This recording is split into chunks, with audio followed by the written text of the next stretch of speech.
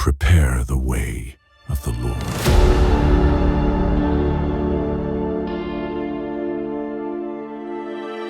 Make straight in the desert a highway for our God. Every valley shall be exalted. Behold the Lamb of God.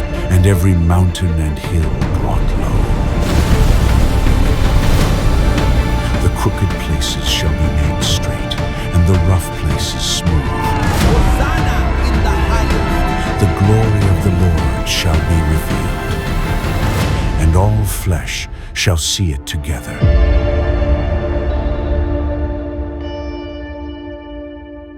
Welcome, Thrive Church. We are so glad that you are here with us today. My name is Judah, pastor here at Thrive. And so we welcome you to all of our campuses, New Britain, Torrington, Southington, Terryville, online, on TV, on podcasts, and our senior centers. Man, we are so grateful for you. And we're so grateful to have you here with us as we're kicking off a brand new series called Prepare the Way. And Prepare the Way, this series, what we're doing is we're going to take a look at what it means to prepare the way for the Lord, to prepare our hearts. And so we're beginning a 21-day fast where we're fasting together leading up to Easter. And this is an opportunity for you to give something up.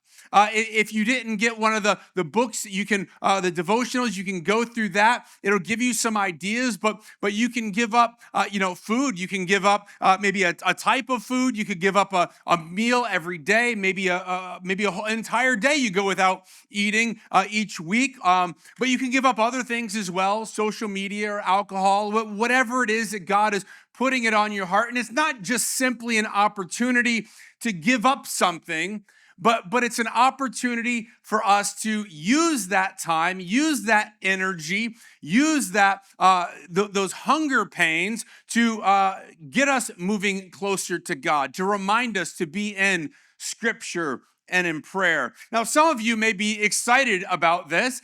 We do this most every year, and it's a great time. Anybody that's done it has had a great experience with it. Just by curious, has anybody here done this with us before? Okay, a bunch of you have, man. It's a great opportunity. And so we'd encourage you to jump in. Some of you might feel a little intimidated by that, and that's okay too. Some people maybe are asking why. Why are we doing this? Why are we denying ourselves? Because fasting creates space. See, most of us live really full lives. Our calendars are full. Our minds are full. Our bellies are full.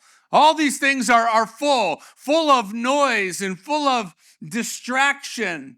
And when everything is so full, it's very easy for our spiritual lives to kind of drift into autopilot. Things just kind of drift. Maybe we aren't paying attention to things. We're not as acutely aware of the state of our soul. And what fasting does is it interrupts that pattern.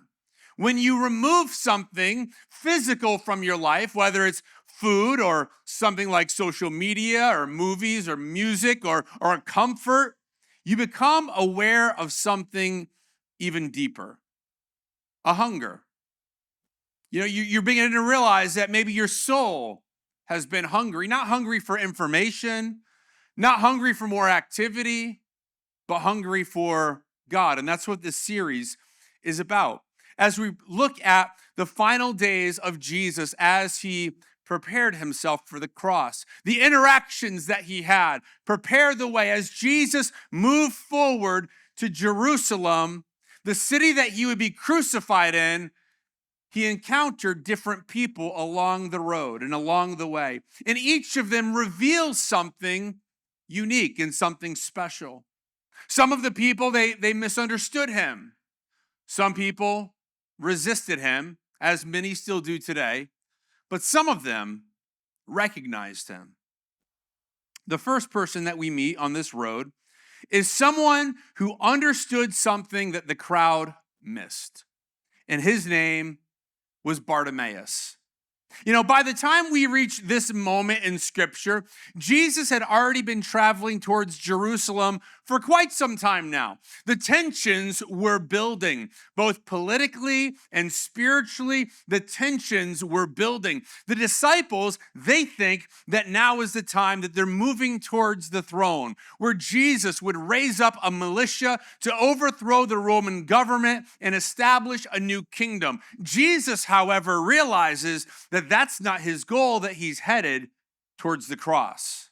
And right before Jesus enters Jerusalem, the Gospel of Mark, which is one of the 4 accounts of Jesus' life, it records this miracle. And it's not the healing of a king, it's not the healing of a priest or a rabbi, but simply a blind beggar sitting on the side of the road.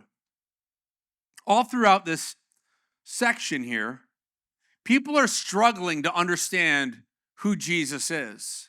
And Jesus speaks to them, and they know there's something special about him, but they're struggling to understand who he really is. But in this moment, there's a man who can't see, and he recognizes the king. So this story begins in Mark chapter 10, verse 46. It says, then they reached Jericho. This is Jesus and his disciples. They reached Jericho, and as Jesus and his disciples left town, a large crowd followed him. So he's got this large crowd of people. They're just going wherever he goes. And it says, a blind beggar named Bartimaeus, or son of Timaeus. Really, his name, that bar, just means son of, and Timaeus is Timaeus. So he didn't even have a very outstanding name. It was kind of named after his dad here. A blind beggar named Bartimaeus was sitting beside the road. Now, Jericho was the final stop before they would come to Jerusalem. It was about 15 miles between Jericho and Jerusalem. Jesus is on the final stretch before he would ultimately face crucifixion on the cross. And sitting alongside this road is a man named Bartimaeus, just simply a blind beggar. Somebody that most people would probably just walk past without thinking a second thought about. You know, sometimes we face people like that, people that are looking for a handout. Maybe we try not to make eye contact. Wouldn't have been very hard here because he's blind, so you didn't have to worry about that. You know, so they're just walking by. Everyone's trying to ignore him. He's there. He's begging. He's doing his thing. That's his identity. It's blind Bartimaeus. Sure, we know blind Bartimaeus. In the ancient world, being blind was equivalent of being in poverty because you couldn't really do much if you were blind. You couldn't farm. You couldn't go to work every day. You couldn't provide for a family. Oftentimes, something like blindness would actually reflect poorly on the entire family because it would seem as if God had cursed you for some reason, and he could only survive by begging. So he'd go out there, lay his jacket on the road, and he would beg. Blind. Dependent on the generosity of passerbys who may throw him a coin or two occasionally. Living his life by begging. That's how the world saw him. Well, in verse 47, when Bartimaeus heard that Jesus of Nazareth was nearby, he began to shout, Jesus, Son of David, have mercy on me. He's shouting. And the title, what he calls Jesus, it matters. He says, Jesus, Son of David. See, that was an important title. This was a messianic declaration. In other words, he was declaring that Jesus was the Messiah, the coming one, the chosen Lord and King. For generations, the Israelites, the Jewish nation, had been waiting for the promise of a king that would come from the genealogy of David. And here is this blind man. Everyone's crowding around Jesus. They're not shouting that, but he was able to tell something that was maybe not obvious to the rest, because in your notes, our spirit can often sense what our eyes cannot. And they look at him and they see this guy, and maybe he didn't look very impressive, this Jesus of Nazareth. Sure, he had some intriguing words and did some interesting tricks, but blind Bartimaeus knew this is the Messiah. What was prophesied about hundreds of years earlier, even in 2 Samuel here, 7:16, where he's talking to David, says, your house and your kingdom, David's house and kingdom, will continue before me for all time, and your throne will be secure forever. Like somebody out of David's lineage would end up being a king that would be eternal. They're looking for this son of David. And here's blind Bartimaeus shouting out, Jesus, son of David, have mercy on me. Bartimaeus understands something that the rest of the crowd doesn't understand. See, blind Bartimaeus recognizes the king. It's kind of amazing to me that the only person in the crowd who recognized Jesus the most clearly was the only one who couldn't see him physically. That he understood. He knew this man was different. This man was special. See, in your notes, sometimes desperation produces spiritual clarity. See, we're hungry for something. We're looking for something. Things are stripped away, and we begin to see things a little bit clearer than we were able to. That desperation causes us to look intently for something. Well, as you can imagine, people were not very pleased with this guy shouting there. He's just shouting and yelling, going on. It says in verse 48, be quiet. Many of the people yelled at him. I mean, how compassionate are they, right? I mean, they're not throwing him coins. They're not doing anything. They don't want to see what Jesus has to do. They're like, shut up over there. Will you keep it down? As my cousin would say, quit flapping your jaws, right? It's like, just be quiet. Many of them yelled at him, but he only shouted louder. Son of David, have mercy on me. Son of David, have mercy on me. Have you ever tried to get someone's attention in a crowd like that? Everybody's talking. You're trying to get your voice above the rest. He's just shouting louder. They're like, you're making a scene. Oh, yeah, well, I'm going to make a bigger scene. Imagine this scene. The crowd is excited. Jesus is becoming more and more famous, more and more popular. Man, people are coming from all over by the thousands to see him, to hear him, to eat the bread that he would multiply. There's energy and momentum that's moving forward. And suddenly this man, this beggar is shouting, Son of David, have mercy on me. People are embarrassed. Just be quiet. Just shut up. Keep it down. He doesn't have time for you. He's got important things, important people to talk to. He's got people to heal and people to take care of, and he's on a mission, and we're going to Jerusalem, and we're going to overthrow the Romans. You ever try to get somebody's attention, though? Where it just becomes like, I got to get their attention, or you got to get somewhere really quick. I just went on a trip.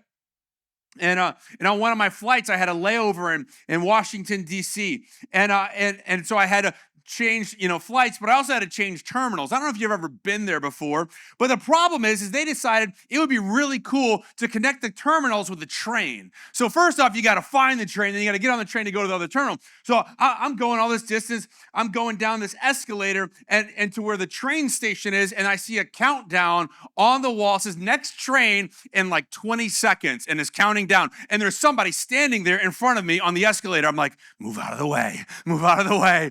And they're just standing there. I'm like, finally, excuse me. I kind of like shoved by them. I'm like, I'm not missing this train. I don't know if it was entirely Christian, but you know what? I'm like, I'll ask God for forgiveness, okay? I'm like, I'm not missing this train. I'm going to shove some people aside. I'm going to do whatever I got to do, but I'm not missing that train. I'm not missing my connecting flight. You ever do something like that? Where you're like, I don't care if I maybe embarrass myself just a little bit, but I got to get where I got to go. That's how Bartimaeus was right now. He's like, yeah, you tell me to shut up, but that doesn't matter to me right now. That doesn't matter to me. Like, just stay under control. Keep it under control over here. No, he doesn't stay under control. He's not staying predictable. He's not staying quiet and respectable and responsible. See, spiritual hunger very rarely looks respectable. It's like, I got to get to Jesus. I got to get to Jesus. He refuses to be silenced. And he cries out even louder, Son of David, have mercy on me. See in your notes, when mercy is within reach, silence is not an option. Silence is not enough. He's not like, okay, you want me to be quiet? Okay. And miss my chance to talk to the Messiah? Okay, I'll just shut up and sit over there. No, he's like, no. I am getting his attention. And if he tells me to shut up, then I'll shut up. But until I hear it from him, I'm going to go louder and louder. Then an amazing moment happens.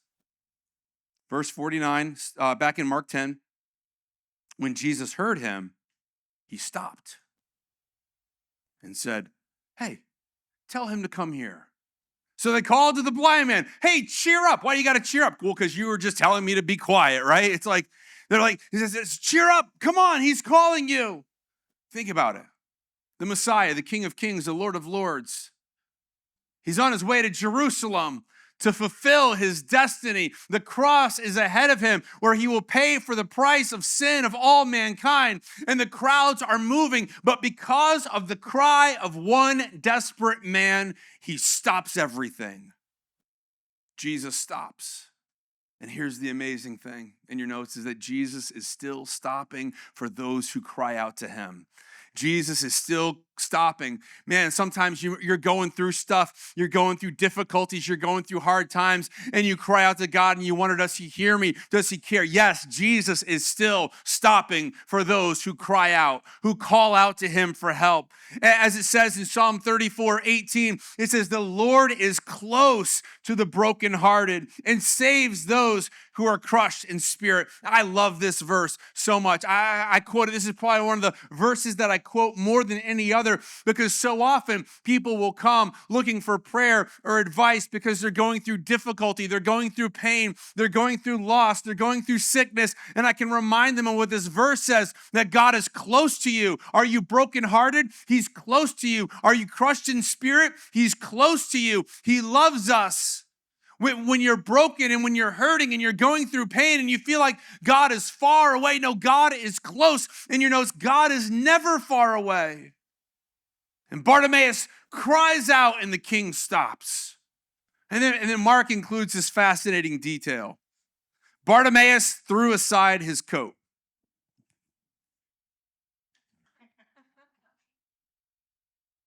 He threw it aside. Threw aside his coat, jumped up, and came to Jesus.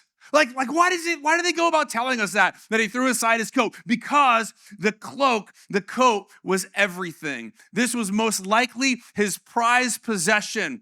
It was the thing that would keep him warm at night. It was the thing that would protect him from the elements. In fact, the coat that he had was actually protected in the Old Testament. That if somebody, if they needed to borrow something, maybe they would use their cloak as kind of collateral on that. Well, the person who took that could not keep it past the evening. They had to give it back. You could not steal somebody's cloak because it was that important, and especially in a position like this. This was the cloak that he would lie out in front of him every day, and he would sit on it and wait for people to throw coins on his coat, and then he would take them and he would go and he would buy whatever he needed for that day. This was the visible sign that he's a beggar. It represented his only form of survival. This was his identity. But when Jesus calls him, he throws it aside. Before the miracle even happens, but before he knows what Jesus will even do, he's like, I don't need this anymore. He leaves behind the thing that he was relying on, that he was trusting, his most valuable possession. He's like, I don't need this. I just need to get to Jesus. I just need to move closer to him. See in your notes, faith often requires letting go before the outcome is guaranteed. See, we want to know what the outcome is. Like, yeah, God, I'll let go. I'll let go of this thing. I'll let go of my past. I'll let go of my identity. As long as you tell me what's next. Surprise, surprise, he's not going to do it. Because he wants us to let go. He wants us to have faith in him before we know what the outcome is. See, when Jesus calls you forward, you cannot carry everything with you. It's time to let go of some things. So he goes and he sees Jesus. Verse 51. What do you want me to do for you? Jesus asked. My rabbi, the blind man said, I want to see. It's an incredible question. Jesus already knows the answer, right? Like Jesus already knows what he's going to ask for, but he wants him to verbalize it. And he invites Bartimaeus to express his desire, to express his request. And Bartimaeus responds, Rabbi, I want to see. He didn't say, well, I would really like to have some more money. I would really like a nice home. I'd really like to have, some notoriety. I would like a family. I would like this and that, and I would like that. No, he just said, I just want to see. He didn't ask for money or comfort. He asked for sight, and God embraces our requests. Continuing in verse 52, and Jesus said to him, go, for your faith has healed you. Instantly, the man could see, and he followed Jesus down the road. You notice he kind of didn't listen to what Jesus said. Did you catch that? He said, go, for your faith is healed. Like, okay, you can go now. You can go now. And what does it say? Then he followed Jesus down the road. He said, I'm not going anywhere. Like, you could tell me to go, but I'm not going anywhere. You just gave me my sight. He says, go, your faith has healed you. Instantly, the man could see, and he followed Jesus down the road. He follows it. See, this is an important line. Bartimaeus, he doesn't head home. He's not like, wow, I can see. I can work now. I don't have to be a beggar anymore. I can start a family. I can do whatever I want to because I can see. I'm going to go and I just want to go see everything right now. No, he's like, I just have eyes on one person right now. That person who gave me my sight says he follows him. We see so many illustrations in Scripture where Jesus heals somebody and maybe they're grateful, but they go on their way. They're like, thanks for the miracle. Thanks for the bread. Thanks for the healing. Thanks for that. We'll see you later. Not Bartimaeus. He says, no, I'm following you. Wherever you go, I'm following you. See, this blind beggar becomes a disciple. The man who sat on the side of the road is now walking down the road. And guess where he's walking? He's walking on the road that leads to Jerusalem, that leads to confrontation. He's walking on the road that will lead him to seeing Jesus on the cross. He's walking down this road, but he has a new identity because something fundamental has changed. Bartimaeus is no longer defined by his condition, by his lack of eyesight. No, now he's defined by Jesus. It says in 2 Corinthians 5:17, it says, this means that anyone who belongs to Christ has become a new person. That old life is gone and a new life has begun. See, he is experiencing the new life, not just physically, but spiritually as well. See, the world, they knew him as a blind beggar, but because of Jesus, he became a follower, a disciple of Jesus on the road. And in your notes, when you encounter Jesus, then your identity changes. You can't stay the same that you used to be. You can't do the things that you used to do. You can't go along with things. You can't talk the same way that you used to because the old is left behind now. So for the next 21 days, we're going to be intentionally creating space for God to work in our hearts. And the important question for us to ponder as we do this is, what cloak might God be asking me to lay down? Maybe it's the cloak of fear. Maybe it's the cloak of shame. Maybe it's the cloak of control, the cloak of bitterness. Maybe it's the cloak of addiction. Maybe it's the cloak of distraction. Maybe it's the cloak of comfort. See, the preparation begins when we release the thing that we've been relying on. What is it that you've been relying on? What is it that you've been holding on to stronger than you've been holding on to Jesus? Picture that scene one more time. This dusty road outside of Jericho. The crowd is moving forward with excitement. People are talking and laughing and pushing closer to see Jesus. But sitting beside that road, there's a man that everyone learned to ignore. Blind and poor, broken and helpless. To the crowd, he's just background noise. He's just a distraction. But he heard that Jesus was passing by, and suddenly something rose up inside of him. Something rose up. Hope rose up inside of him. Possibility rose up inside of him. Desperation rose up inside of him. A hunger rose up inside of him. Have mercy, Jesus, King of David, have mercy. The crowd says to be quiet, but when mercy is within reach, silence is not an option. So he cries louder, and something incredible miracle happens that Jesus stops. The King of heaven, on his way to Jerusalem, on his way to the cross, stopped for one desperate man. And the same Jesus is still stopping for people today. People who are tired, people who feel overlooked, people who are depressed and discouraged, people who are addicted, people who feel like life has defined them by their failures and their wounds and their past. But Bartimaeus was known as a blind beggar, but after the encounter, he became something different. He became a follower of Jesus on the road. And when you encounter Jesus, your identity changes. Because anyone who is in Christ is a new creation, a new person. The old is left behind. The old labels, they lose their power. The old identity, it loses its grip because a new life has begun.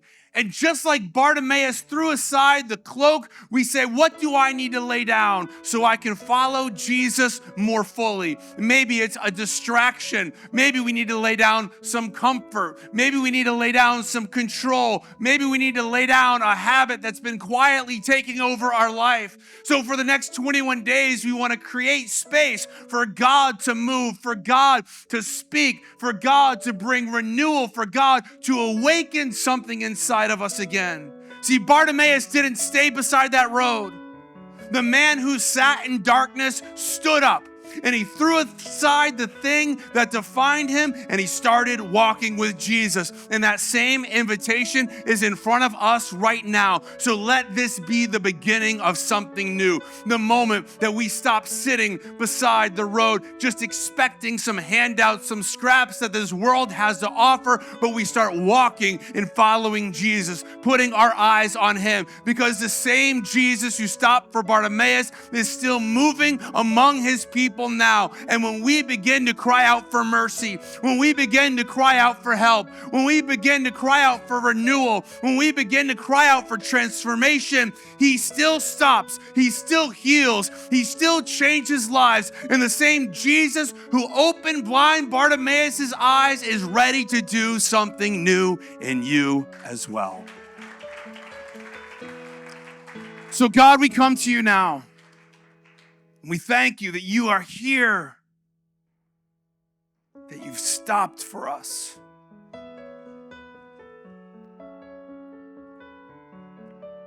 God, we are hungry for you.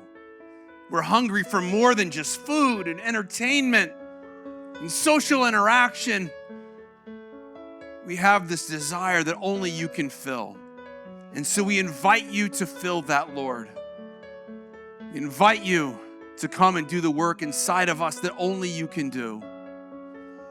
Perhaps you're here today, and maybe you're feeling far from God. Maybe you're feeling distant. Let me tell you, God loves you so much. Maybe you feel like blind Bartimaeus, a stranger on the side of the road. God loves you so much that he sent Jesus to stop for you, to die for you, to take your sins away. And death couldn't stop him, and death couldn't hold him, and he rose again on the third day. And if you believe that God raised Jesus from the dead, won't you call on his name and say, Jesus, you're my Lord. I decide to follow you. Lord, let us get off of the sidelines and start following you. Let us put our eyes on you. We trust that you are working in us, and you who've begun this work, you are faithful to complete it. So we turn over our lives. Help us to leave the cloak behind, the things that have held us back, the things that have defined us, and let us follow you fully now. We thank you. Prepare our hearts, Lord, for what you're going to do. Give us your wisdom and guidance as we enter this fast together, as we seek you. Reveal yourself to us. Bring us alive. Give us a new life, a new joy, a new song. Please make us new. And we thank you. We praise you as we prepare the way for you to do a good work in us. It's all for your honor, all for your glory. In Jesus' name, amen. Let's stand together.